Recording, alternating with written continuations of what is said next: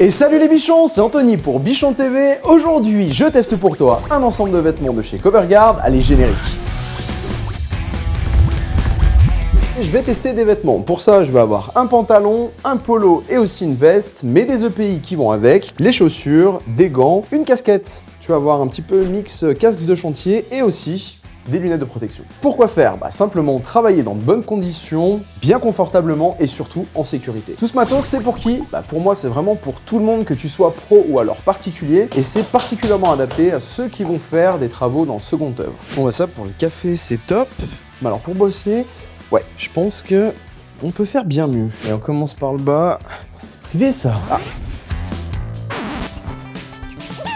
Les bichons, on attaque par le bas et forcément par nos chaussures de sécurité. Ce modèle-ci, c'est le modèle Galena. Il est disponible du 38 jusqu'au 47 pour la taille. C'est un modèle avec une tige qui est basse, justement. Si toi, tu as besoin d'une protection au niveau de ta cheville malléole, il va falloir que tu prennes une tige haute. Là, c'est un modèle S1P, c'est-à-dire qu'elle va être coquée à l'avant.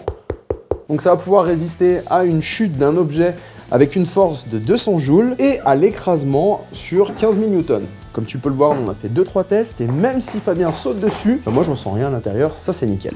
Autre point, comme c'est une S1P, dessous on va avoir une semelle anti-perforation. Donc si sans faire exprès, tu viens marcher sur des clous, une pointe, quelque chose qui sort, aucun souci, ça va pas transpercer ta semelle et ton pied reste en sécurité. Lâche ma chaussure! Lâche ma chaussure!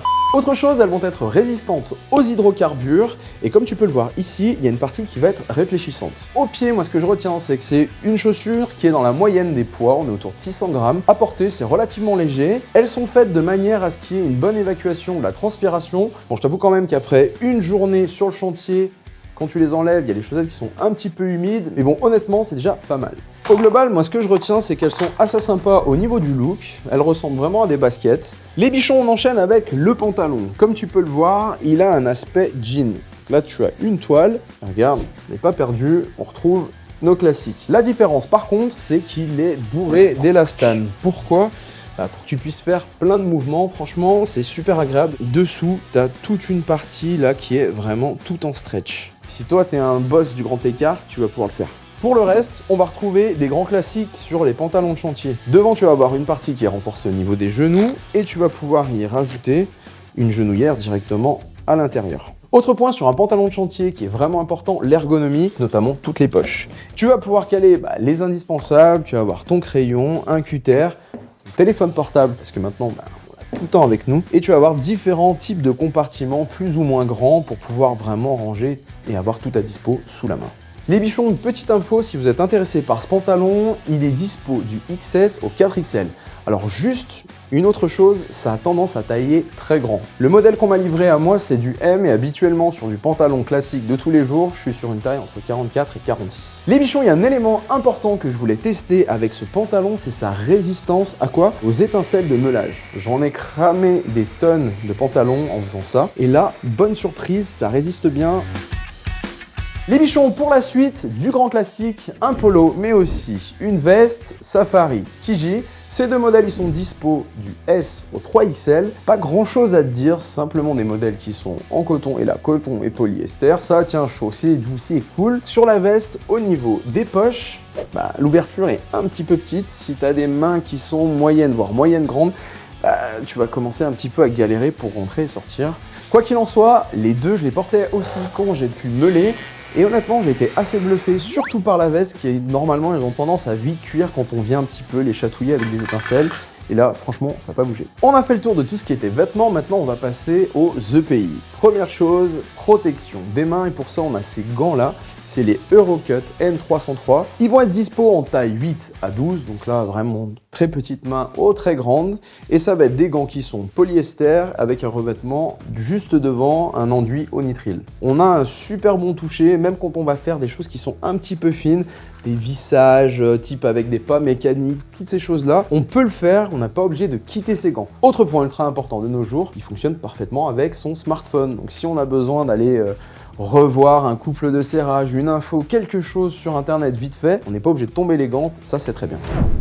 Allez, on enchaîne avec les lunettes et ce modèle, je dois dire que je l'ai trouvé particulièrement bien foutu. Déjà, toute la matière qui va venir composer la lunette, hormis le vert, elle est dans une matière qui a un toucher un petit peu avec un bon grip.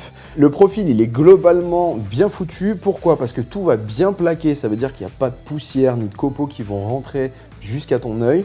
Donc ça, c'est ultra sécurisant. Par contre, ça va pouvoir à certains moments créer un petit peu de buée. Ah, elle s'estompe vite par contre.